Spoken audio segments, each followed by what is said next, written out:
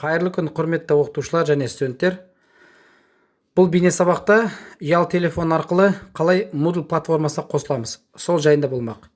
Олай болса, бірінші Play Marketке кіреміз. Жоғарына Moodle деп Moodle қосымшасын іздейміз.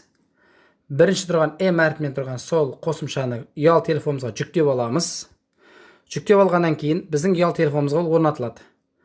Орнатылып болғаннан кейін Moodle қосымшасын іске қосамыз. Moodle платформасы бірінші ашылатын терезесі бұл біздің колледжіміздің Moodle платформасына қосылатын URL адресі сұрап отыр. Ол бізде li.tyke.kz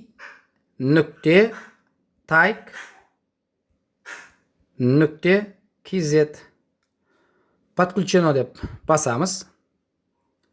Міне қазір біздің колледжіміздің Moodle платформасына қосылдық. Енді осы жерде әрқайсымыз өзіміздің логин паролін жазамыз. Мысалы үшін мен өзіме кірейін.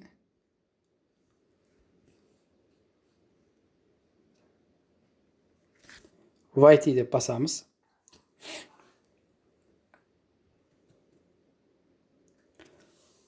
Міне қазір мен өзімнің жеке кабинетіме кірдім. Енді осы жерде егер оқытушы болса, оқытушы өзінің сабақтарының тізімін көреді. Студент болса, студент өзінің сабақтарын көреді бұл жерде. Мысалы үшін мен қазір осы жерде екі курсым көрініп тұр. Соның бір курсына кірейін. Мәселен, өндірістік оқыту ОБ бойынша ЕТБ 11-18 А тобына үстін басып шертемін. Міне, менің осы практикаға қойған сабақтарымның материалдары шықты. Бірінші кіріспе, YouTube каналымдағы сабақтар оның ішіне кіретін бар, қосымша сілтеме бар, слайд бар. Екінші сабағым Canvas арқылы объектіге сурет салу. Оның да видео каналдағы сабағым бар, слайд бар, қосымша сілтеме. Студенттерге тапсырма бергенмін. Және қажеттілік туындаған жағдайда бейне конференция ұйымдастыру үшін сондай қосымша элемент орнатып қойғам.